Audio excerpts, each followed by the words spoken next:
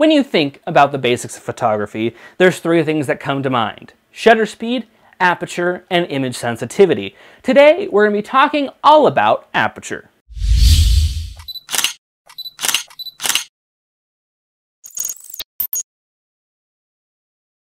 Aperture is less to do about the camera and more to do about the lens.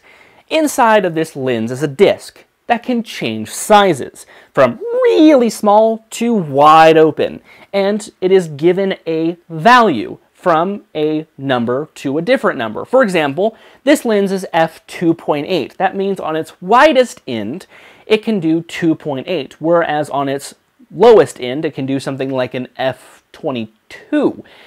Those numbers are basically how much light can be let in, and their scheming is a little different and can be hard to learn at first. A lower number lets more light in. A higher number lets less light in. Now, what effect does this have on photos? Well, it has lots of effects on photos. If I have a 2.8 aperture, which is basically wide open for any of the lenses that I have, that allows me to get faster shutter speeds in and to slow down my shots. But on the flip side, 2.8 is also basically how much you can get in focus. For example, you can get more in focus at something like an f8 than you can get at something like an f2.8. That's how it works, and there's a lot of mathematical statistics that I don't really want to get into. This is just the basics that I want to get into. So a closed down aperture, a smaller aperture, can get more in focus, whereas a wide open aperture can get like an almost singular thing in focus. So if I have something way out in front and then you see my face, you can see my hand is kind of out of focus while my face is nice and crisp. That's basically what you see in cameras with wide open apertures.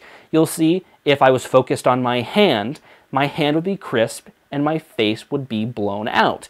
But if I close down the aperture, I could potentially get both of those in somewhat the best focus if I were to close down that aperture. Although when you're closing the aperture, you actually have to boost up your shutter speed and potentially your ISO to get to that. So it's really a fine balance between the three that you have to do to get the optimal photo that you want.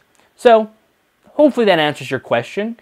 A aperture is how much light it will let into the sensor. A closed down aperture will get more things in focus, but on the flip side, you have to do longer shutter speeds. Whereas if it's wide open, you'll get almost 1 to 2 things in focus, depending on how far apart they are.